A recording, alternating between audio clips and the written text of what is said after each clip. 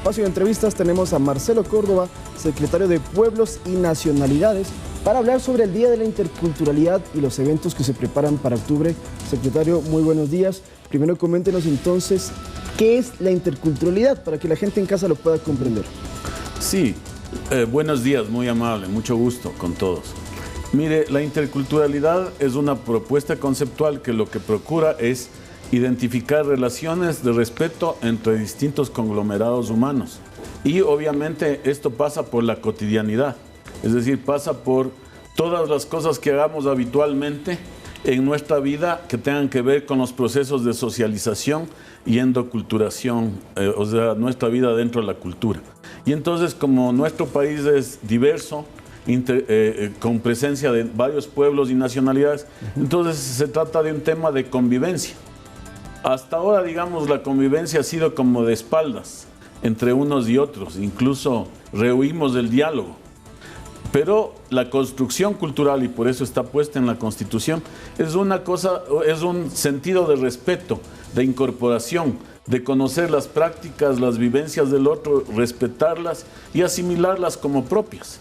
Porque hay la creencia de que en países donde, como Ecuador, hay tantas pueblos y nacionalidades, se cree que cada uno tiene su propia cultura y no se puede mezclar, no pueden convivir juntas. Sí, bueno, pero hay casos extremos como los guetos, por ejemplo, judíos en Nueva York, u otros del mosaico cultural, pero esa no es en una relación intercultural, ¿no es cierto? Entonces lo que se procura es más, justo para que no lleguemos a una política de guetos, se necesita que haya el intercambio, la relación, el respeto en la convivencia cotidiana. Entonces aquí va la pregunta de cómo hacerlo. Sí, por eso un factor que nosotros estamos priorizando es el tema de la educación. Y entonces por eso justamente les vengo a invitar a un evento que se realizará el 5 y 6 de octubre, 4, 5 y 6 en verdad, pero el primer día es cerrado. Y el 5 y 6 de octubre en la Casa de la Cultura Ecuatoriana, donde se procurará ver cómo va la educación en lengua para los pueblos y nacionalidades, donde especialistas lingüistas, educadores, trabajarán sobre el tema y donde población de los distintos pueblos y nacionalidades estará presente, donde están lingüistas, educadores, y se demostrará cuáles son las destrezas de aula, cuáles son los esfuerzos del Estado para la capacitación de los docentes y cuáles son también la relación con el medio que hay en este proceso de trabajo con los estudiantes. Porque entendemos que se ha ido perdiendo el tema de la enseñanza de la lengua autóctona de los diferentes pueblos y nacionalidades. Claro. Por eso, la UNESCO tiene dos palabras para significar esto. Dice que cuando un arte, cuando un hecho cultural está vivo, hay que fomentarlo.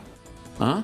Y en cambio, cuando un hecho cultural empieza a desaparecer o empieza a tener problemas de existencia, ¿no es cierto?, hay que revitalizarlo.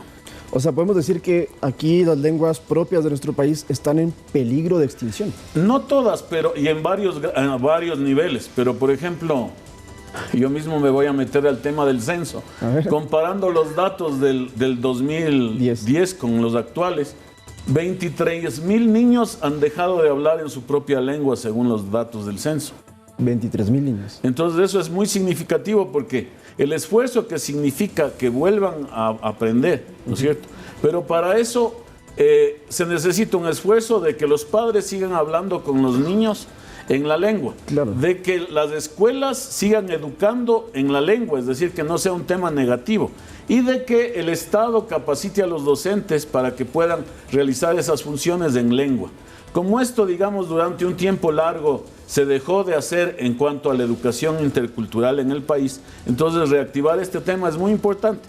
Pero además lo que estamos haciendo está enfocado en un acuerdo internacional, digamos, con los organismos internacionales y los estados para promover el uso de las lenguas. Entonces, en el contexto del diseño de las lenguas, porque me han preguntado si esto es algo de la gestión final del gobierno. No, tiene que ser un plan, una política de Estado para los próximos 10 años. Y es en ese sentido que estamos construyendo el plan con varios entes del Estado a través del Consejo de Igualdad y con una comisión que se encarga, ad hoc, que se encarga del tema. Y entonces, volviendo al evento, ¿no es cierto? Pero antes de eso, porque me quedé con un dato. 23.000 niños que han perdido su lengua nativa, pero que estamos hablando entonces de que si se logra volver a retomar esto, tendríamos trilingües, porque español es obviamente lo que hablamos, esa lengua, pero también el inglés no hay que dejarlo de lado. No, para nada. La educación, como dice la Constitución, tenemos lenguajes de relación intercultural, tanto el español como el shuar, y las lenguas nativas de cada uno de los distintos pueblos y nacionalidades.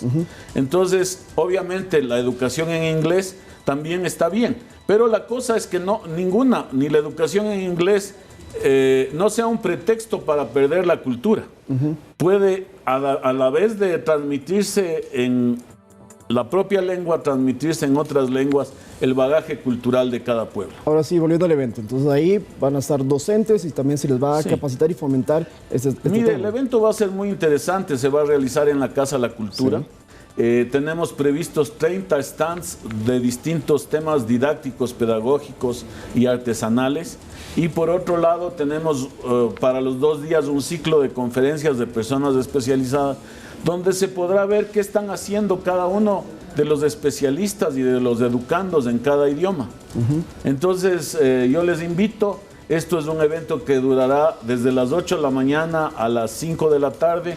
Durante estos días tenemos previsto que más o menos unas 500 personas estén permanentemente en el evento presentes, y obviamente hay actividades paralelas como un recital de poesía en lenguas, como películas que tratan el tema de la pérdida y de la revalorización cultural y de la lengua, y algunas actividades específicas, también la música, el canto y el reconocimiento a personas de saberes que han trabajado tanto en los pueblos como a intelectuales, lingüistas, que han aportado sobre el tema durante los últimos 40 años, como la doctora Ruth Moya y la doctora Iliana Almeida. Y es un evento gratuito. Un evento gratuito, les invito a todos, es participativo, es masivo, y esperamos que haya una gran concurrencia del público. Sobre todo para la gente que vive en Quito y en las zonas urbanas, van a tener la oportunidad de conocer más sobre los pueblos que hay en el Ecuador. Sí, van a tener una muy buena oportunidad de conocer eso, asuntos específicos de la cultura y material didáctico codificado a las habilidades y destrezas para cada pueblo. Ahora, aprovechando su presencia aquí, desde febrero de este año usted está a cargo de esta Secretaría de Pueblos y Nacionalidades. Coméntenos sobre la gestión que ha realizado para tener claro si es solamente este tema o qué más se ha podido hacer. Mire, bueno, primero ordenar la casa. ¿Cómo la encontró?